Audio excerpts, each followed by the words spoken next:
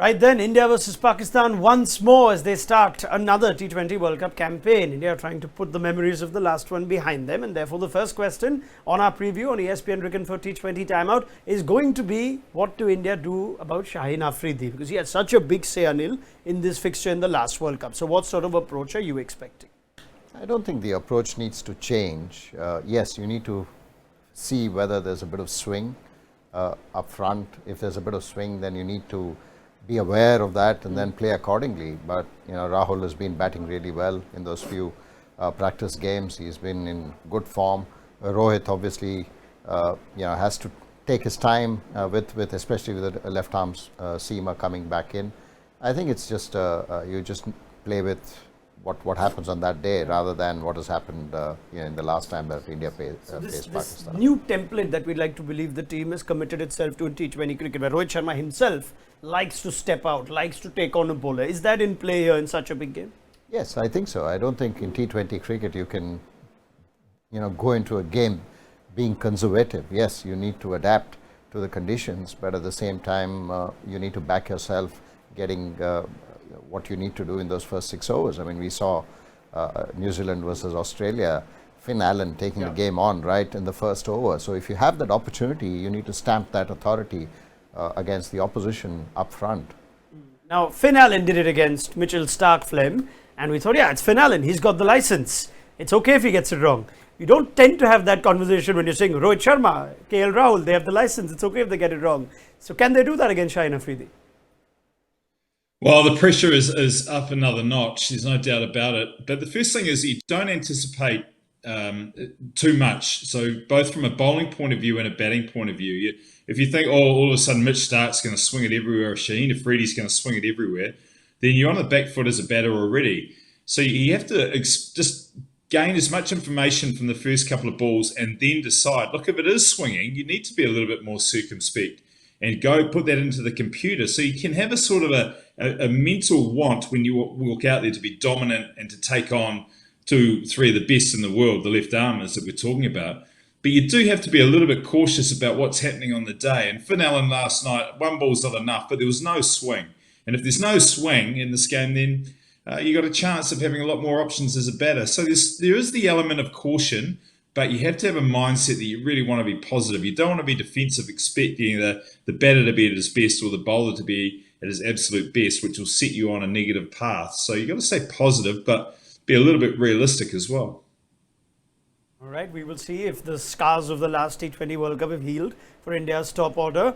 But they don't only have questions with bat. Given Jasprit Bumrah's absence, there will come a question with ball, and that will be about who will take responsibility for India at the death. Now, Anil, you know the contenders. Mohammad Shami is into this squad. Does he make the 11 straight away? Harshal Patel, Bhuvneshwar Kumar, Arshdeep Singh. What is India's death bowling plan in your eye? I think, leading up to the World Cup, Harshal Patel has been a part of the bowling lineup where he comes and bowls those middle overs and then bowls in the death. I think India will go with that approach in my view.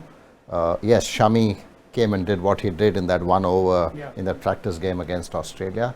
But Shami over the years has been really effective with the new ball. And if you're looking at Shami and Bhuvi to be playing, then both of them will have to have that role of knocking off the opposition batting in the first 6 overs in the power play. And then look at Arshdeep to fill in those overs right at the death. If you're doing that, then your batting sort of restricts at number 7. If Akshar Patel plays or Ashwin plays, then one of them, or if both of them play, then it's 7 and 8. But then Harshal Patel gives you that a little bit of batting edge. I think India will still go with Harshal Patel, Bhuvi and Arshdeep in my view. You think Shami would miss out ideally? I think so. If Shami plays, then the role will change. I see the 4 overs in the death to be bowled by Arshdeep 2 overs. If these two played, then Bhuvi and Shami to bowl 1 each. But Arshdeep to give you the 2 overs right at the end. Otherwise, if Harshal plays, then he's played and he's the main. His role is towards the death and also the middle overs. So if he plays, then obviously he and Arshdeep will take that role. This is the sort of conversation, Flem, that's dividing a lot of opinion. There's a lot to like about Mohammad Shami, but then the role issue comes in, especially with India's concerns about bowling at the death? You know the four contenders. How would you go about it? Yeah, it is a dilemma, and it's in some ways there's no right or wrong. But I really like Anil's summation there around having the combination right, making sure that you really be specific with the roles you want them to do. The skill sets there, Patel and Ashdeep have been great when there's been pace off. Is he going to be pace off tomorrow? We don't know. I think there will be enough there for their skill sets to be effective. But I do like Mohammad Shami. There's a little bit of reverse swing towards the end. So I'm right in this dilemma as well. I'm not sure what the best way forward is because they've all got really strong skill sets and any one of them can do a good job. So it comes down to from the captain, the selectors, who's in good form, who's mentally up for the challenge and who's ready to go. They've all got some sort of experience. Shami's got a lot of experience and the other two have done incredibly well in the cauldron of IPL over a couple of seasons. So it's a really tough one to pick, but whoever they do go with, there is enough skill there to do the job for sure. Okay, now as much as I respect those answers, I'm going to ask you the 15 crore question. I'm guessing that's the head coach's salary. I won't get into that with Anil, but I want to know your picks. If you had to go pick 3 out of 4, who would your 3 be tomorrow? No, I think I'll go with experience. I would go with Shami and Bhuvi and then have Arshdeep. So I would give them the role of bowling those 4 overs right at the death and try and knock off, because Pakistan batting is heavily dependent on the top heavy. So if Shami and Bhuvi can get those wickets with Arshdeep, probably 1 over, then I think I would go with that.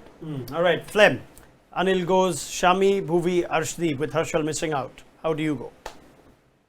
I'm not going to argue with the great man on this one. I think I'm the same. I sort of think about Harshal coming in, but I'm going to agree with the great man on this. I think spot on.